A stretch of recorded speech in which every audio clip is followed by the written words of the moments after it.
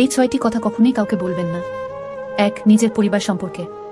অনেকে আছেন যারা বাইরের লোকের কাছে নিজের পরিবারের সব কথা বলে দেন বা পরিবারের বিভিন্ন সদস্যের নামে সমালোচনা করেন। পরিবারের কাছ থেকে আপনার যতই তিক্ত অভিজ্ঞতা হোক না, কোনো বাইরের মানুষের কাছে বলতে যাবেন না। মনের কথা বলার মাধ্যমে আপনি হয়তো সাময়িক চাপমুক্ত অনুভব করতে পারেন, কিন্তু এসব কথার পরবর্তীতে তারা অস্ত্র হিসেবে ব্যবহার করতে পারে। তাই পরিবারের কারো সঙ্গে কোনো ধরনের সমস্যা হলে চেষ্টা করুন নিজেরাই সেটি সমাধান করার। 2. স্বামী স্ত্রীর কথা। ঝগড়া ছাড়া দম্পতি হয় না। সম্পর্কটাই এমন যে প্রায় সব বিষয়ে দুজনের মতামতের দরকার পড়ে। তখন একজনের সঙ্গে অপরজনের মতো না মিললে ঝগড়ার সূত্রপাত ঘটতে পারে। এই স্বাভাবিক ঘটনাকে বড় করে দেখবেন না। বাইরের কারো সঙ্গে স্বামী বা স্ত্রীকে নিয়ে আলোচনা করতে যাবেন না। 3. নিজের বেতনের কথা।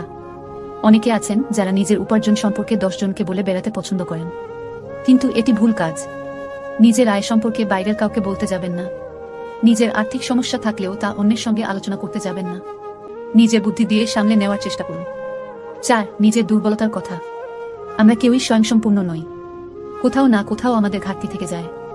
নিজের কোনো দুর্বলতা থাকতেই পারে, তাই বলে সেটি সবাইকে বলে বেড়াবেন না। এতে সামনাসামনি সংবেদনা দেখালেও অন্যের কাছে তারা আপনার দুর্বলতা নিয়ে হাসাহাসি করতে পারে।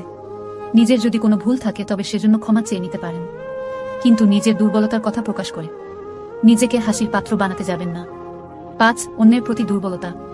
অন্যের অনেক কিছু আপনার ভালো লাগতে পারে, কারো প্রতি আপনি দুর্বলতা অনুভব করতেই পারেন, তবে সেটি হুটহাট প্রকাশ করা থেকে বিরত থাকুন, কারণ এতে সে আপনাকে ব্যক্তিত্বহীন ভাবতে পারে।